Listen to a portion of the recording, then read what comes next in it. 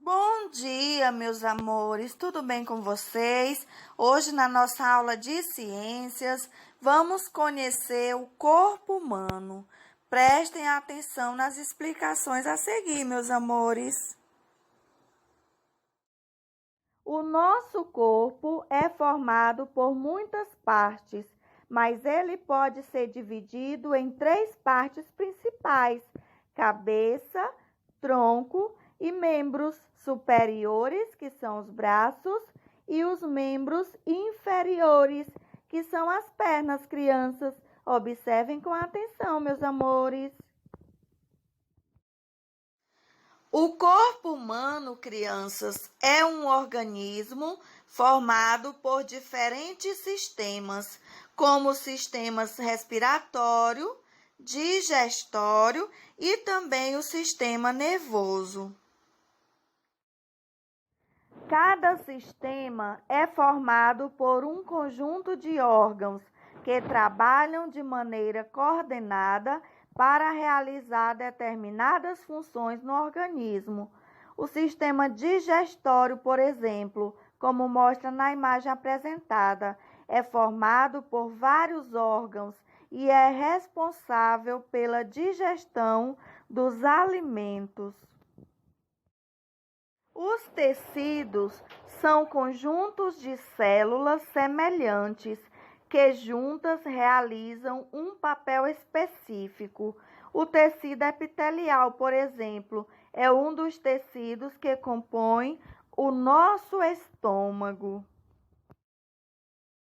Os órgãos são estruturas do corpo humano formadas por diferentes tecidos e que desempenham um papel específico no organismo. O estômago, por exemplo, é um dos órgãos do sistema digestório.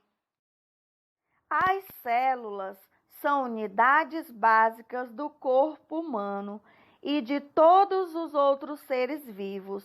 Elas são a menor estrutura que é capaz de realizar todas as atividades essenciais da existência da vida. As células são todas iguais? Quando observamos as células de diversos organismos, podemos verificar que elas apresentam características bastante distintas. No nosso corpo, por exemplo, existem mais de 100 tipos de diferentes células. Apesar de serem distintas visualmente, ao analisarmos detalhadamente sua organização interna e processos bioquímicos, podemos concluir que elas são bastante semelhantes, mesmo em organismos diferentes. Ou seja, as células possuem semelhanças, mas não são iguais. As células que compõem o corpo humano apresentam diferentes tamanhos, formatos e desempenham diferentes papéis no organismo, crianças. Como as hemácias, por exemplo, é uma das células do tecido sanguíneo que é responsável pelo transporte do gás oxigênio durante a nossa respiração, crianças. O neurônio é uma das células que compõe o tecido nervoso. Esse tipo de célula é encontrado no cérebro e é responsável por transmitir informações ao longo do corpo. Observem com atenção a semelhança e diferença da célula animal para a célula vegetal.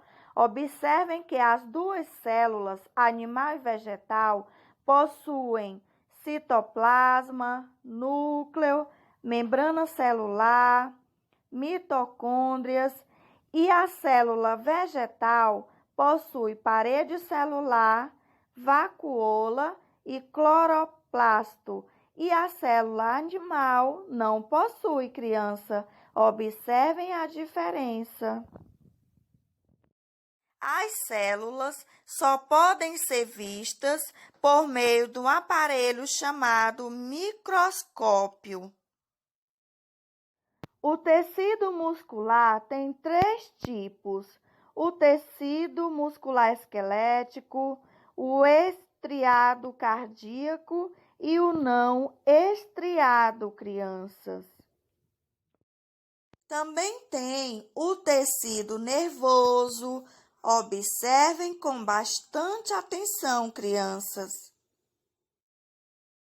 E também tem o tecido adiposo. Esse tecido possui células de gordura que servem de energia para o corpo humano, meus amores. Vejam, crianças, as partes de uma célula. Tem a membrana, o citoplasma e o núcleo. Observem com atenção. Vamos ver agora a organização do corpo humano. Primeiro vem a célula, depois o tecido, o órgão, os sistemas e, por último, crianças, o organismo. A seguir, assista ao vídeo complementar explicativo e entenda um pouco mais sobre o corpo humano.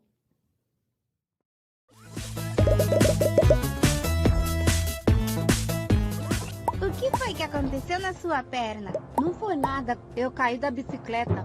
Mas você se machucou muito? No joelho, no cotovelo? Não tire a casquinha de sangue. Mas por que forma uma casquinha? Eu não sei, mas eu me lembro do que falamos outro dia na escola.